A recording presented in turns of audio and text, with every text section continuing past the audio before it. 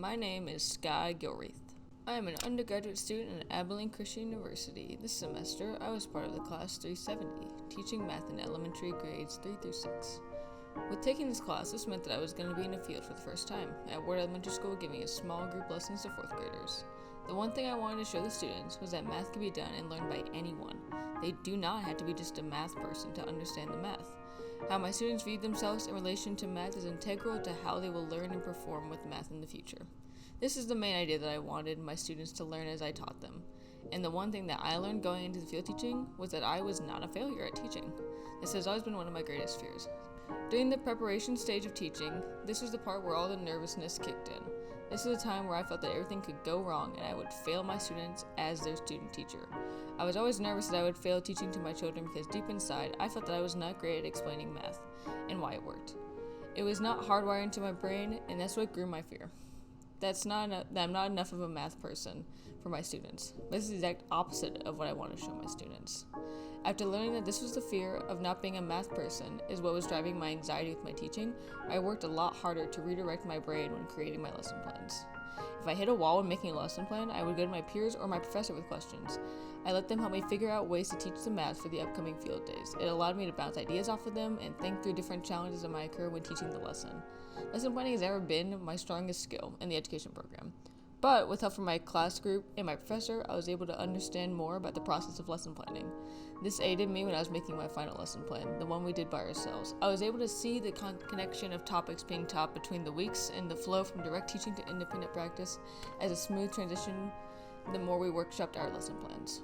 The process of working as a team to build lesson plans showed the importance of socializing within learning, and I got to understand how to also implement that into my field experience. As I was learning and adapting my lesson plans to the new knowledge gained from class, I was also working on seeing myself as a math teacher when visualizing how the lesson would go.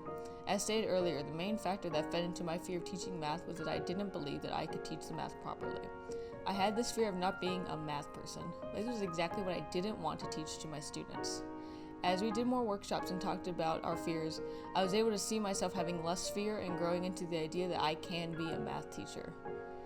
This part is important because you cannot model for a student what you do not believe in yourself. I cannot show my students that there is no such thing as a math person or someone who is meant to know math if I do not believe in this concept.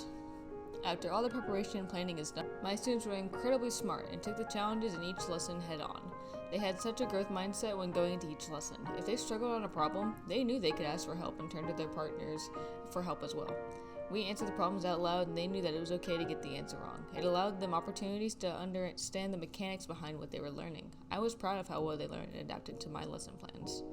Now, even though there were great amounts of good effort and positive thinking in my group, there was one of my kids who was highly stuck in the rut of thinking that he was just not a math person. During the guided practice or independent practice, at times I could hear him say, "I can't do this," or "I just don't like math, doesn't make sense, it's not my thing."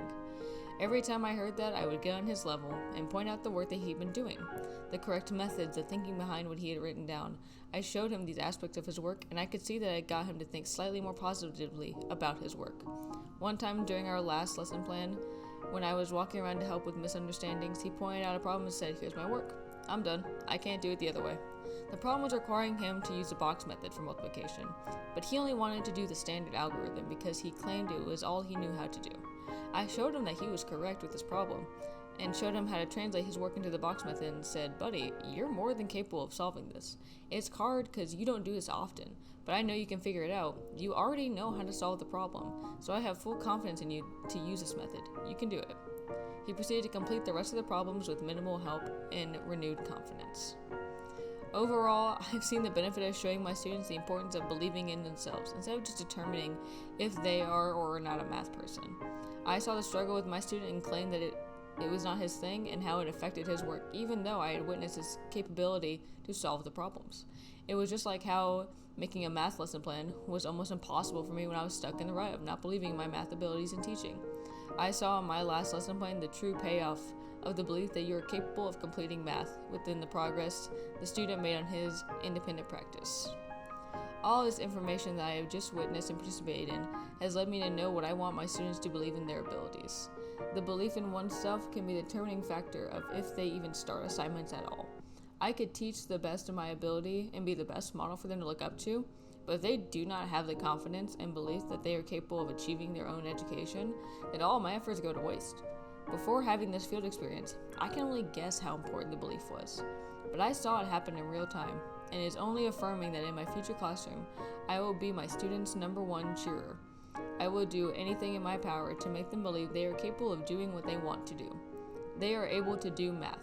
There is no such thing as a math person or non-math person.